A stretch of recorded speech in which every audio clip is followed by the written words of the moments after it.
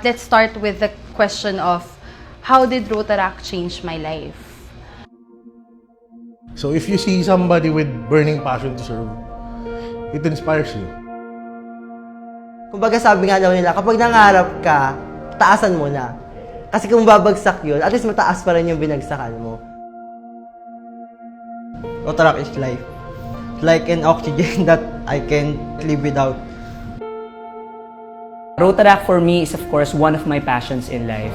By passion means talagang everything that I love, everything that I hate, everything that binubuhusan ko ng sobrang oras ko. We're not just in Rotaract because we want to serve, but we're also in Rotaract to become the friends and sources of strength of each other.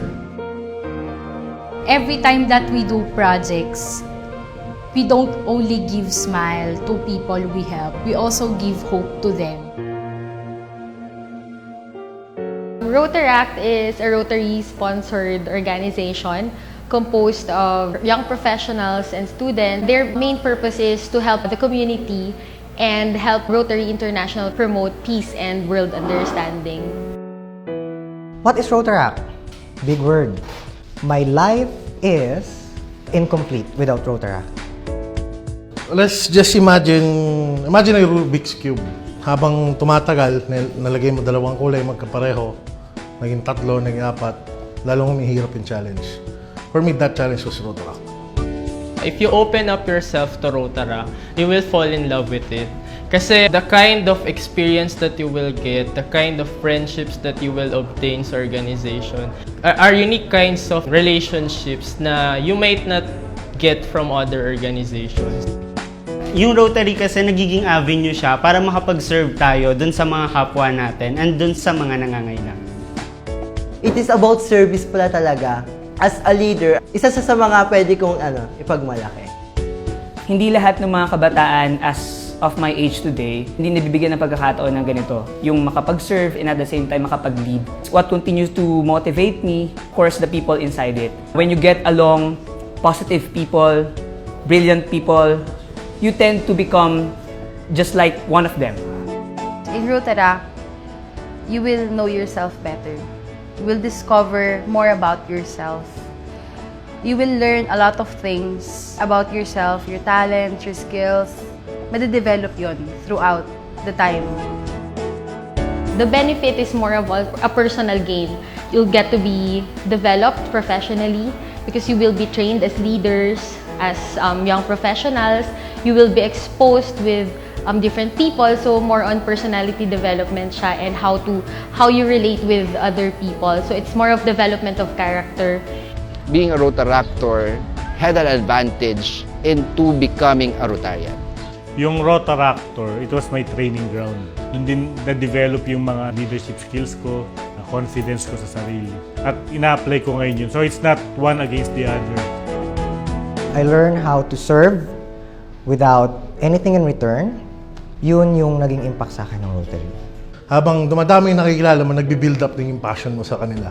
All of our leaders na magawa lahat ng mga activities, and it inspires me to do my part as a Rotaractor. If it gives them joy, I would do the project kasi yun yung nag-i-inspire talaga sa akin. Bakit hanggang ngayon, Rotaractor pa din ako. Doon ko nakilala yung sarili ko. Doon ko na-realize yung potential ko. Kaya ko pala. Kaya ko maging isang leader. If you're a Rotaractor, mas may edge ka na makasali sa mga youth programs such as yung mga scholarship and then leadership awards. They can also send you to other countries para you can be trained for those leadership training. Pag napasok ka na sa Rotaract and once you embrace Rotaract, araw-araw mo na siyang isa sa buhay. Throughout my travels to different countries, in Australia, I was chosen as one of the delegates for the Rotary Youth Leadership Awards. I was lucky to have the opportunity to attend the Interrota in Canada. Doon na-meet ko si RI President Gary Wang. Without them, siguro I don't know if I was able to study with a scholarship or not. I also traveled at the Asia Pacific Rotaract Regional Conference. Motto namin noon, Rotaractors today, Rotarians tomorrow. For our Rotaractors, continue to serve our community, be proactive, be a good partner to your Rotary Club. Do your best, do whatever you can do to serve. While serving, don't need to enjoy, you must enjoy serving. Rotaractors, take nila yung opportunity na nate-train sila sa Rotary at magagamit nila yun sa future.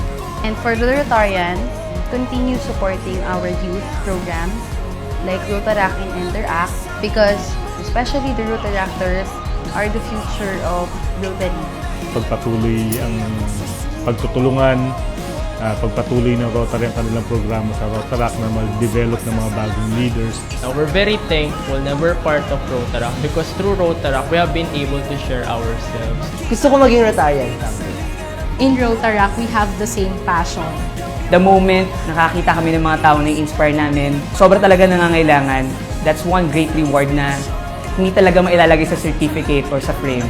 It's something that you could carry. It's something that could inspire to continue on.